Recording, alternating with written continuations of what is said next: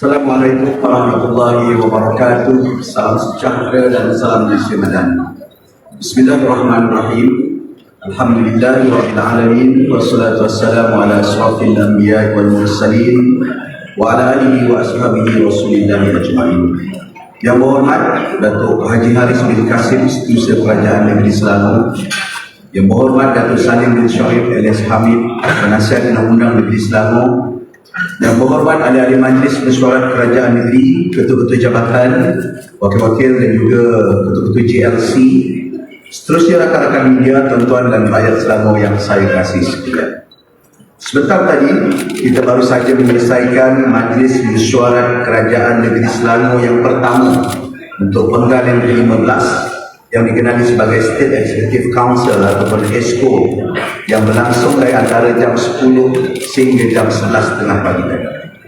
Saya juga telah memperkenalkan pasukan saya barisan MMKM yang telah dipertanggungjawabkan untuk mengemudi Negeri Selangor untuk penggal yang ke-15. Hari ini pula saya akan mengumumkan sebentar nanti portfolio ataupun tanggungjawab yang akan diuruskan oleh setiap 11 ahli MMKM termasuk saya untuk 5 tahun yang mendatang ataupun dalam penggal yang ke-15. Sebelum itu, umum mengetahui bahawa kita berada di saat ini ataupun tengah hari raya yang indah setelah melalui persaingan yang sengit yang bermula bukan 3 ataupun 4 minggu yang lalu, tetapi batu asasnya bermula semenjak daripada Februari tahun 2020.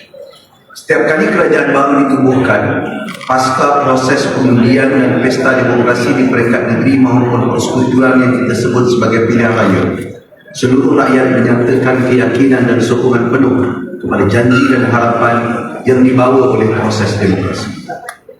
Apabila rakyat keluar rumah dan memasuki pusat-pusat pengundian, sebetulnya tindakan patriotik mereka itu mengesahkan keyakinan dan kesungguhan kepada apa yang membina hidup negara ini, yaitu nation building ataupun pembinaan negara bangsa.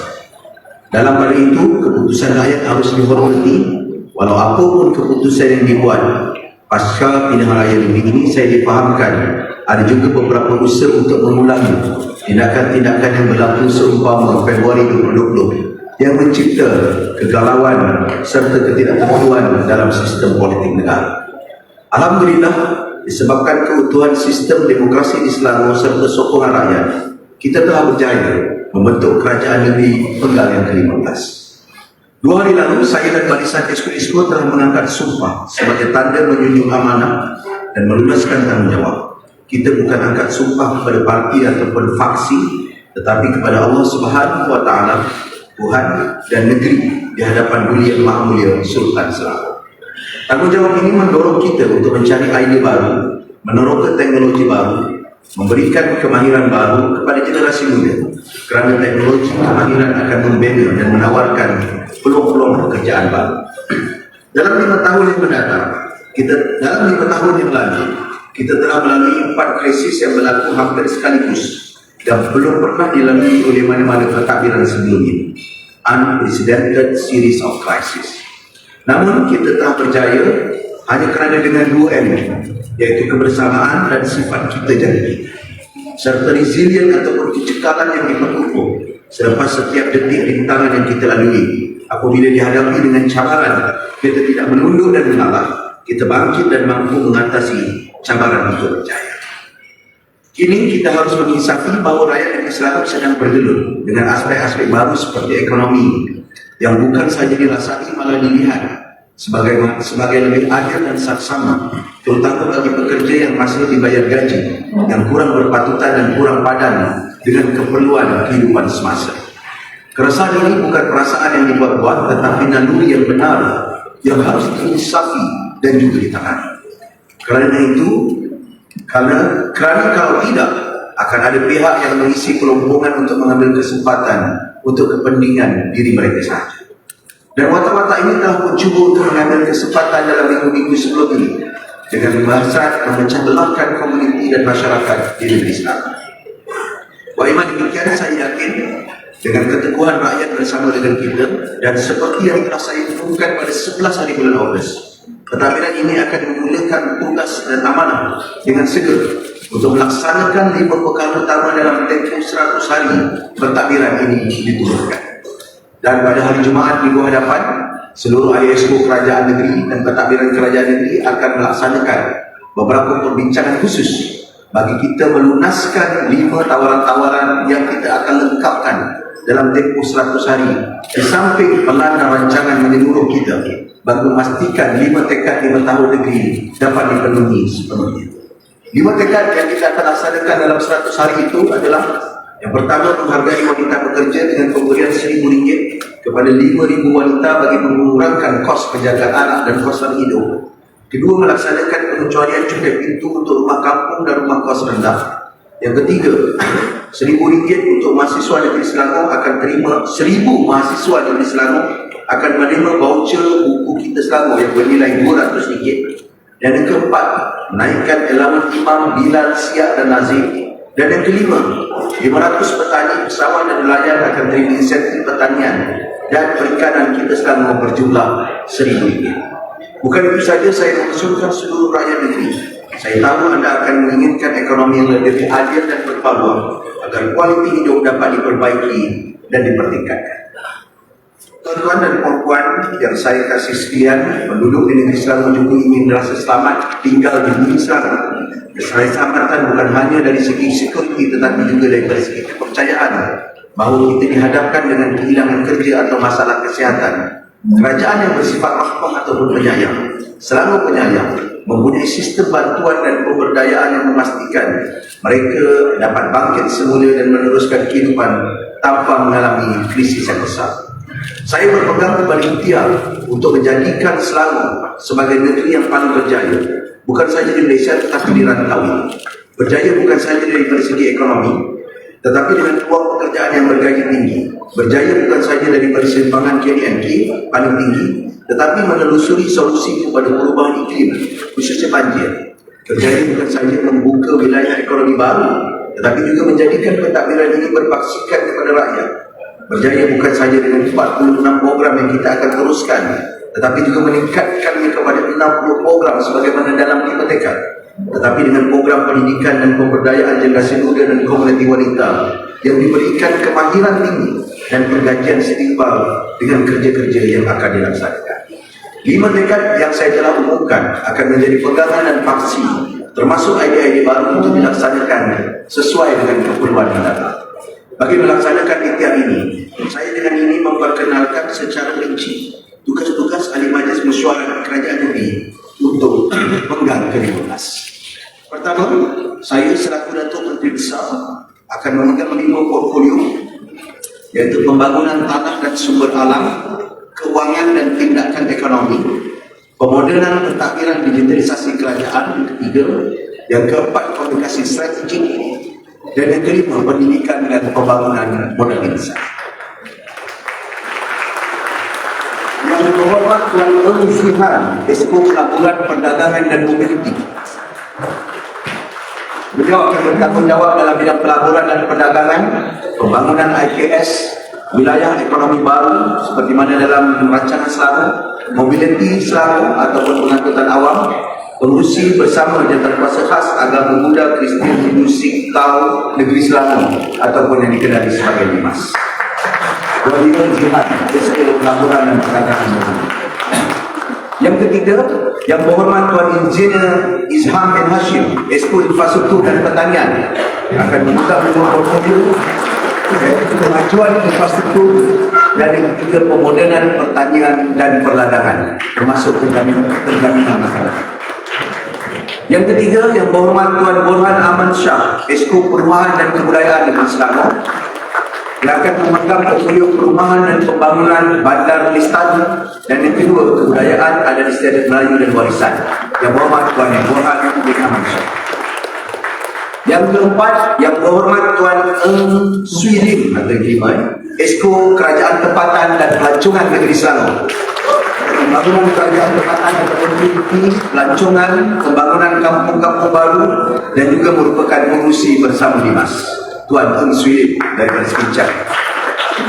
Seterusnya, Esko kita yang seterusnya adalah yang berhormat Datuk Hizam bin Ismail, Esko Kemajuan Desa dan Perpaduan Nasional. merupakan expo yang bertanggungjawab bagi kemajuan desa dan buah bandar, kemampanan kampung-kampung tradisi dan juga perpaduan nasional dan turisme daripada Sungai Tawang. Expo seterusnya yang berhormat Puan Jamaliah binti Jamaluddin, Expo Kesihatan Awam dan Alam Sekitar. Portfolionya adalah kesihatan awam, alam sekitar, perubahan iklim dan teknologi hijau. Puan Jamaliah daripada Bandar Utama.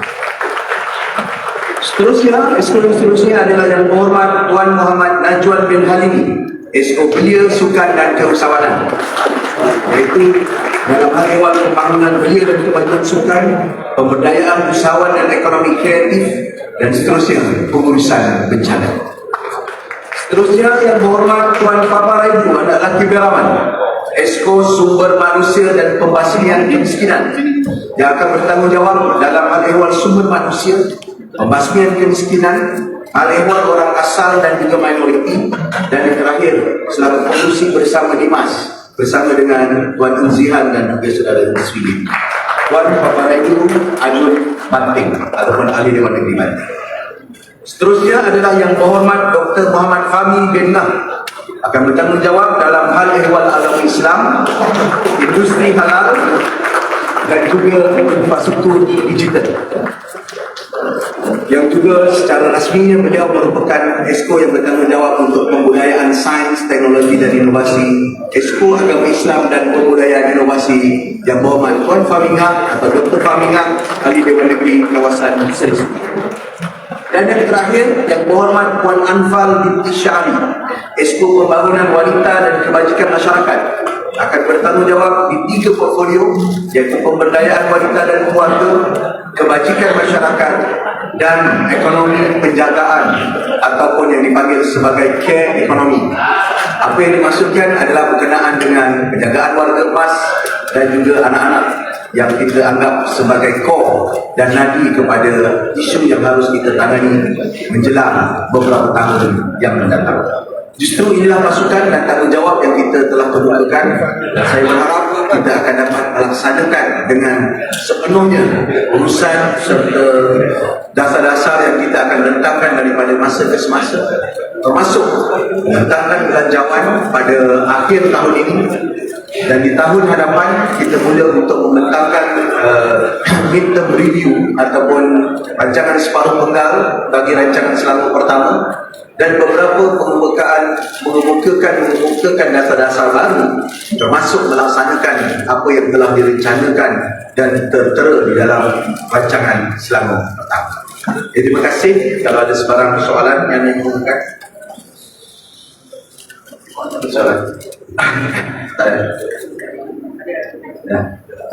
Terima kasih diucapkan kepada Yang Maha Kuasa Datuk Pencipta Selangor atas penerangan Exco sekitar tadi. Seterusnya kita akan meneruskan dengan sesi sidang media. Kepada rakan-rakan media dimohon untuk memperkenalkan diri tuan-tuan dan puan daripada Encik Mani terlebih dahulu dan bertanyakan soalan. Terima kasih.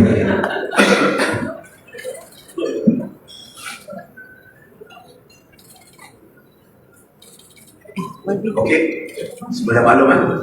Okay. Assalamualaikum Datuk Sri. Salam. Ada nanya kepada Exco yang baru dilantik. Soalan saya dah diformkan 7/10 merupakan buku baru. Jadi bagaimana kesinambungan pentadbiran disambung manakan Sultan Selangor sendiri mengisyaratkan ketika bahawa pelaburan di Selangor ini semakin menurun. Saya lost the word itu jawapan saya. Ya, walaupun sebahagian besar baru sebagai Exco, tetapi bukan baru sebagai ahli Dewan Negeri. Najwan dan Jamaliah pernah terlibat dalam Dewan Negeri Selangor. Tuan Papa Raibu bekerja di pejabat Exco. Tuan Fahmingah, Dr. Fahmingah merupakan CEO dan juga mereka yang mengenderai, yang bertanggungjawab untuk mengenderai Smart State dan sebagainya. Tuan Sweden walaupun baru sebagai Exco tetapi paling senior sebagai ahli Dewan Negeri di sini selama 5 penggal atau 6 penggal, 5 penggal secara berturut-turut. Dato' Rizal merupakan bekas Ketua Pembangkang, terlibat di dalam MITI dan juga Kementerian dan Menteri Keuangan sebelum ini, di Pejabat Menteri Keuangan. Jadi saya percaya pengalaman IKTISAS dan juga dalam kemahiran IKTISAS dan pengalaman kerja mereka itu mampu membantu dan melaksanakan tugas. Berkenaan dengan yang dibangkit oleh William Mamluk Bangku, saya percaya apa yang dibangkitkan itu harus dilaksanakan dengan sesungguhnya oleh pihak kerajaan negeri. Tapi lebih spesifik adalah berkenaan dengan nilai ekspor dan juga nilai import. It's not necessarily on pelaburan semata-mata. Kerana akhirnya pelaburan secara menyeluruh kita masih lagi berdaya saing menawarkan peluang pekerjaan yang besar 89,000 pada tahun lepas, dan juga peralihan pergerakan ekonomi kita kepada sektor perkhidmatan. Itu antara perkara yang kuat konsisten telah dijawab oleh previous exco sebelum ini, dan kita sedang meneliti apakah kita boleh strengthen balik ekonomi ataupun sektor kilangan dan pembuatan yang menjadi kenderaan utama kepada ekonomi kita. Soalan seterusnya. Okey. Dah. Okey. Ya. Razak Produsen. Rancangan sangat utama dah dikenalkan adakah ini dijadikan sebagai buku panduan untuk semua exco. Ya. Sebagai kesinambungan, sebab itu kita tawarkan kesinambungan dalam pilihan raya lepas, dan sudah pasti kesinambungan kepada pelan perancangan-rancangan satu pertama itu kita perkenalkan. Sebab itu kita perkenalkan exco kawasan pembangunan wilayah baru. Itu adalah sebahagian daripada strategi yang termaktub dalam rancangan satu pertama, terutamanya dalam kelas pertama, iaitu pembangunan ekonomi dengan beberapa kelas kawasan pembangunan baru. Malahan dalam 5 tekad kita juga berazam membangunkan bandar-bandar baru. Jadi hal dua ini akan termaktub dan akan terangkum di dalam beberapa strategi yang kita kemukakan. Begitu juga dengan berkenaan dengan infrastruktur digital. Sebagai contoh di bawah kelola Paminga, kita harap ia lebih spesifik kerana ini antara enabler penting kepada pembangunan negeri yang menuju ke arah smart state ataupun negeri pintar pada masa-masa hadapan dan juga pada hari. Okey. Nanti sebelum isu merah sekejap panjang. Ada seorang lawyer yang pembina media sosial yang siap dia cakap pasal isu maklumat sulit kerajaan live di Selangor bocor disebabkan ada isu apa nama insuran yang ada di Selangor macam ada yang dapat auto register. Ya. Dia kata mungkin data SPR itu dah bocor dan dia masuk maknanya dia selalu gunakan data itu untuk daftarkan insuran. Okey. Dan dia kata dan sekali itu dia cakap itu yang masalah. Berapa kos yang Kejayaan Negeri Selangor sudah belanjakan untuk bayaran premium bagi 6 juta rakyat Selangor? Berapa orang rakyat Selangor telah mendapat manfaat dari insurans tersebut? Dan adakah berapa keuntungan yang dijadikan dana pilihan raya hasil daripada insurans? Soalan kedua itu berniat jahat dan tidak ada langsung dengan dana pilihan raya. Itu boleh saya sahkan 100%. Kalau tak 100% pun 120%. Yang kedua, apa yang berlaku ialah pra pendaftaran dengan kita berhubungan dengan SPR, supaya SPR mengumpulkan data. Dan sebenarnya data-data itu adalah data awam yang boleh dibeli, iaitu maklumat, dan kita daftarkan sebagai pra pendaftaran. Sebab itu bagi mereka yang telah dapat pra pendaftaran, mereka perlu mengesahkan dengan gambar selfie, gambar IC dan sebagainya untuk mengesahkan pendaftaran tersebut. So the moment mereka mengesahkan, jadi mereka termaktub dan terangkum di dalam sistem tersebut. Tapi saya minta nanti pihak yang terbabit untuk memberikan kata-kata bagaimana akses publik kepada polisi yang belum sempurna. Sepatutnya polisi itu akan diserahkan kepada para penerima untuk dapat. Yang berlaku ialah pra pendaftaran supaya kita tidak mendaftarkan one by one sebab dia mengambil masa yang panjang. Dan seingat saya dalam exco telah dibentangkan oleh pihak exco yang berkenaan, iaitu yang bawah Dato' Teng sebelum ini, kita telah berhubung dengan SPR. Dan SPR sebutkan apa yang ada dalam daftar pemilih itu boleh digunakan dan kita ambilkan mengikut tahap umum tertentu. Tapi pihak ini akan jelaskan dan kita akan memantapkan kawalan kita, terutamanya jika berlaku sebarang pelanggaran terhadap PDPA dan sebagainya. Tetapi apa yang berlaku ialah pra pendaftaran. Jadi kalau tak nak, maknanya tak payah ambil polisi ataupun tak perlu untuk ambil data dan sebagainya. Keuntungan dana pilihan raya ini adalah tuduhan berniat jahat walaupun dilontarkan dalam bentuk soalan. Rakan-rakan dimuat, kiranya ada soalan terakhir dibuka. Silakan. Okay, saya Tina from University. Saya nak tanya, adakah saudara lawan misalnya itu bekas ada banting akan dilantik sebagai Dun Speaker Dun Selangor? Itu cadangan daripada pihak Democratic Action Party yang mana kita akan menetapkan bila kita akan membuat melaksanakan majlis akad sumpah. Majlis akad sumpah akan ditamatkan pada selepas Hari Malaysia nanti sesuai dengan tarikh yang telah ditetapkan dengan pembukaan Dewan sekali. Tapi prosesnya akan dilaksanakan secara tertib dan berhemah melalui proses-proses yang telah ditetapkan dan perbincangan telah dibuat di peringkat awal. Namun kita perlu mengutamakan kerana ia merangkumi semua ahli-ahli Dewan Kerajaan seramai 34 orang yang harus mendapat konsensus terutamanya daripada pimpinan-pimpinan. Okey.